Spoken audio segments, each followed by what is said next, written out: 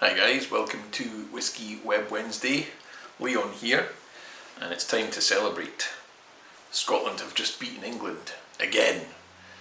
That's twice in 2 years, the first time since 1984 that we've beaten the English in the rugby, 2 years in a row. So for such a magnificent occasion as that was at Murrayfield on Saturday, we might as well have a good whisky to celebrate. So here it is. This one may look unfamiliar because it's from a few years ago.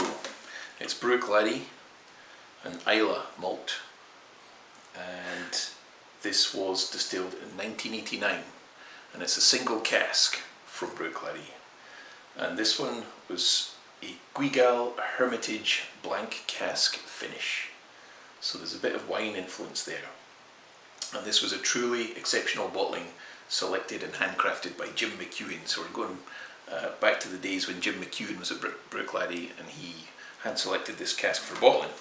It's 52.9% ABV. The price, I have no idea. I couldn't find a lot of information on this whiskey. It was one of those ones that's kind of rare and hard to find. I did see other ones similar to this, but not the exact same one. So very little stuff out there.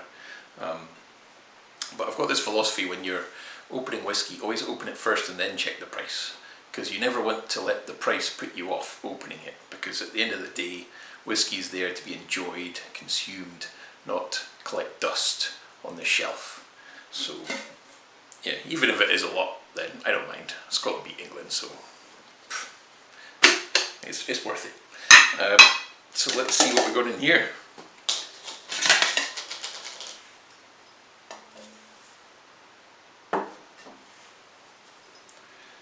I actually poured this as part of the Copperhouse Whisky Club tasting, and it was a blind format.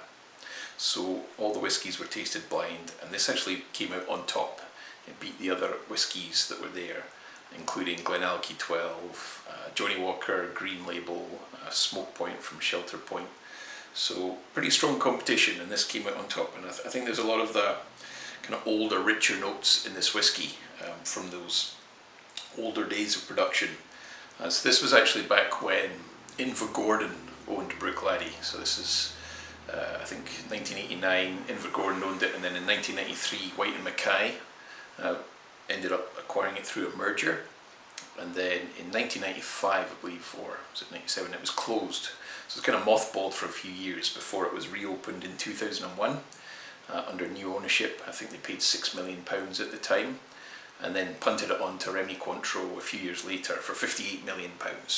So that was a very good investment by those savvy investors that took Bruichladdich on. And I remember visiting the distillery myself back in 2005 or 2006, and there's a lot of stuff on the shelves. It was the progressive Hebridean days. I think there must have been about 30 different expressions on the shelf. So they were doing lots of interesting things. Octomore, Port Charlotte, Bruichladdich in various finishes. So it's just an exciting time, and I can understand why they were called the progressive Hebridean distillers for sure.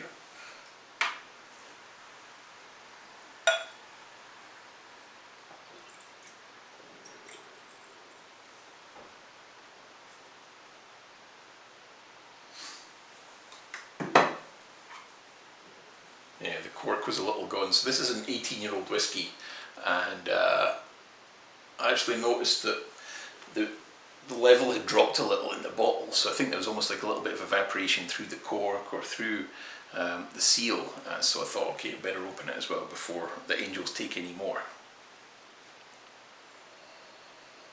Ah, wow.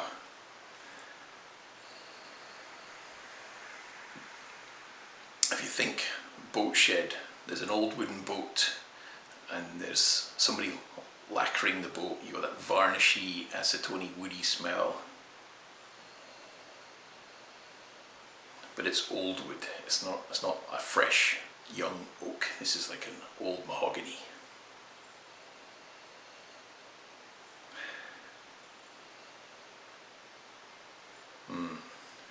Tons of stewed fruits, tropical fruits. There's little to no peat in this dram. Bruichladdich was actually the favourite, or considered the favourite of many of the locals at Islay, which is kind of interesting when you think most Islay whiskies are very, very smoky, whereas the local preference is actually for the unsmoky ones like Bunnahabhain or Bruichladdich.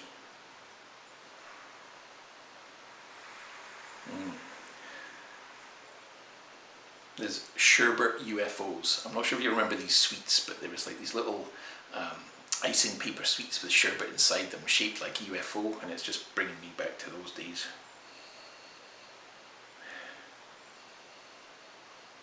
A stunning nose. This is the kind of whiskey you could actually spend a lot of time with, just nosing it for 10 or 20 minutes even before you have a sip. There's so much going on there.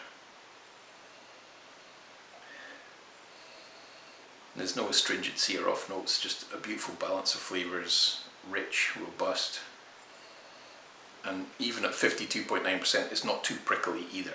It goes up the nose nice and easy. Okay, now for the taste.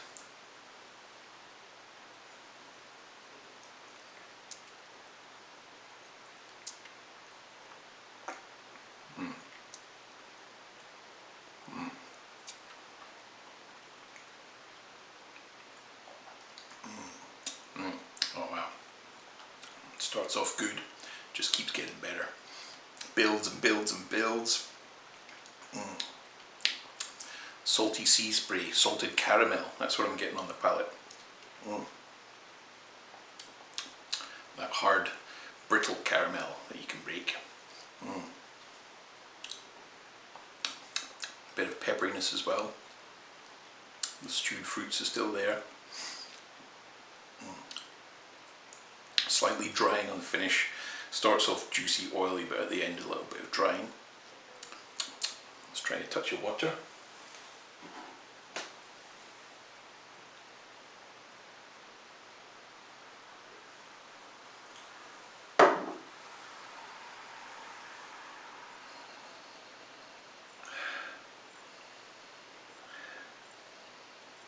Water's bringing out more toffee now, dark toffee.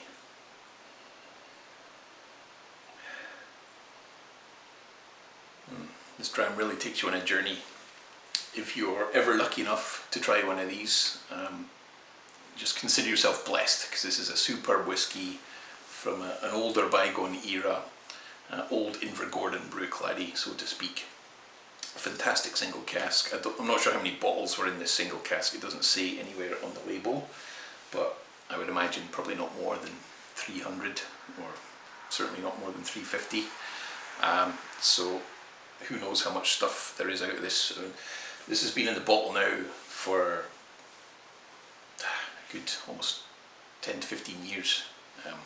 So an older expression that's been sitting around for a while, and now it's breathing for the first time, and yeah, exceptional stuff. So hope you enjoyed that little review of this spectacular Bruichladdich. Let me know in the notes below if you've tried any of these single cask series yourself. I'd love to hear your thoughts on any Bruichladdich that you've tried like this. And yeah, we'll see you next week for the next episode. Cheers everyone.